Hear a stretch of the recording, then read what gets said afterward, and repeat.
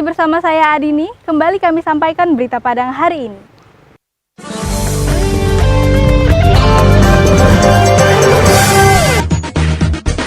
Kisruh PPDB tingkat SMA dan SMK di Sumatera Barat tak hanya terjadi di jalur umum, jalur prestasi pun mengalami hal yang sama. Pariaman akan melaksanakan proses belajar dan mengajar secara tatap muka pada minggu depan.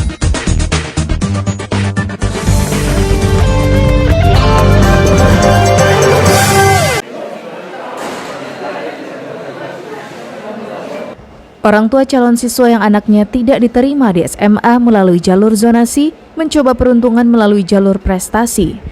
Mereka mencoba mengakses situs PPDB SMA jalur prestasi. Tapi anehnya laman tersebut tidak dapat dibuka, padahal hari Kamis merupakan hari terakhir pendaftaran murid baru melalui jalur prestasi. Seperti yang terlihat di SMA Negeri 1 Padang, banyak orang tua calon siswa bersama anak-anaknya datang ke sekolah tersebut untuk menanyakan mengapa mereka tidak dapat mendaftar secara online untuk jalur prestasi, padahal jadwalnya tanggal 8 Juli hingga 9 Juli ini. Namun ternyata pihak sekolah pun tidak tahu menahu mengapa laman PPDB SMA tidak dapat diakses sama sekali. Bahkan server tersebut seperti dikunci, sehingga tidak ada yang bisa mendaftar seorang pun. Jalur prestasi sampai hari ini belum. Kemarin rencananya tanggal 8 sampai tanggal 9 dibuka. Nah, hari ini sudah tanggal 9, belum juga. Saya kira ini Menteri Pendidikan dan Kebudayaan harus mempertimbangkan ini dan pemerintah daerah juga harus mengkaji ulang sistem ini. Saya kira di negara ini masih boleh dirubah undang-undang itu kecuali Pancasila. Untuk jadwal prestasi kan memang dari kemarin sampai hari ini, tetapi sampai saat ini link untuk masuk ke mendaftar prestasi itu kan sepertinya belum terbuka gitu ya. Oleh karena itu kami dari pihak sekolah juga masih menunggu juga, sebagaimana halnya para pendaftar juga sedang menunggu untuk bisa mendaftar secara online di jalur prestasi. Oleh karena itu mari bersabar, karena sekarang juga masih ada rapat terkait dengan itu juga, bahwa bagaimana teknisnya untuk jalur prestasi.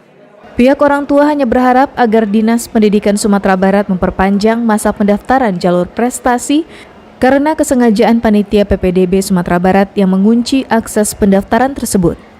Laude Jordianse melaporkan dari Padang.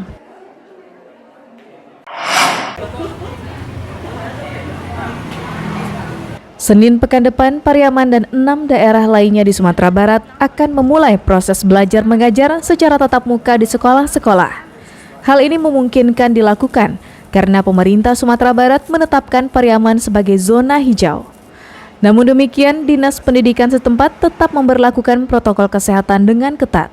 Menyongsong dimulainya proses belajar dan mengajar tersebut, pihak Dinas Pendidikan Pariaman melakukan pemeriksaan terhadap kesiapan seluruh sekolah dasar dan sekolah menengah pertama yang ada di daerah ini. Pihak sekolah diwajibkan mematuhi protokol kesehatan dengan ketat untuk memutus mata rantai penyebaran COVID-19 dengan menyediakan masker, tempat cuci tangan, serta alat pengukur suhu tubuh. Sedangkan proses belajar dan mengajar sendiri dilaksanakan dengan cara membagi 2 bagian setiap kelasnya. Setiap kelas hanya diisi oleh 16 siswa saja, sedangkan siswa lainnya belajar di rumah dengan sistem daring yang dikendalikan oleh guru masing-masing. Bagi guru pengajar diwajibkan melakukan uji swab. Sekolah harus disterilisasi dengan disemprot disinfektan. Setiap sekolah dibentuk tim gugus penanggulangan COVID-19 untuk mengawasi proses pembelajaran. Sedangkan untuk menghindari hal yang tak diinginkan, Dinas Pendidikan setempat akan menutup sekolah jika ada yang melanggar aturan. Begitu juga halnya dengan sekolah yang mempunyai murid dinyatakan positif terpapar COVID-19. Sekolah telah membentuk tim gugus tugas COVID-nya. Bila ada indikasi ini langsung tutup, tegas-tegas saja langsung tutup.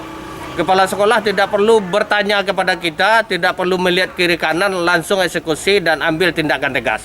Orang tua wali murid juga diharuskan ikut mengawasi dan membekali anak-anaknya dengan makanan dari rumah.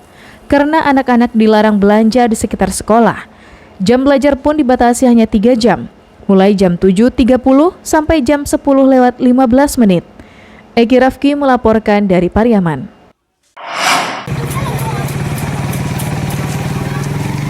Ratusan rumah warga di daerah Piai, Kecamatan Lubuk Begalung, pinggiran Kota Padang, terendam banjir pada Rabu sore.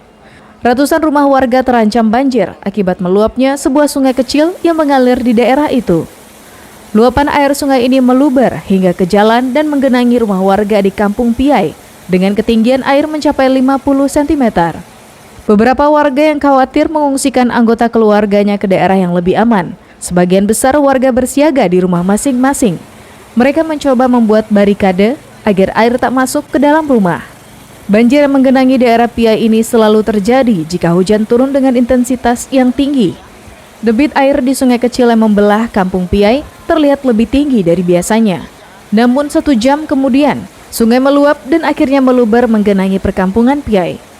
Kalau kemungkinan mungkin 1 meter lah, kurang lah, sekitar 50-an ada. 50 cm, Ya. Itu kira-kira sebabnya apa itu, Pak? Hujan mungkin. Ya kalau hujan baru terjadi banjir, kalau nggak hujan nggak terjadi. Setiap hujan memang banjir seperti ini, Pak, kalau deras? Iya.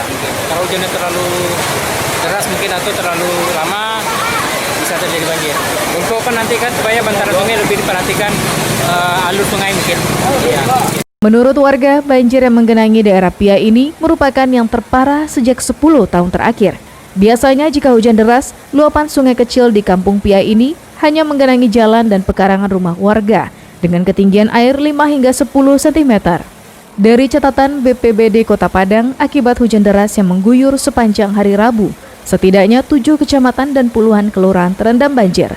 Namun demikian, tak ada laporan korban jiwa dalam banjir tersebut. Alfi melaporkan dari Padang.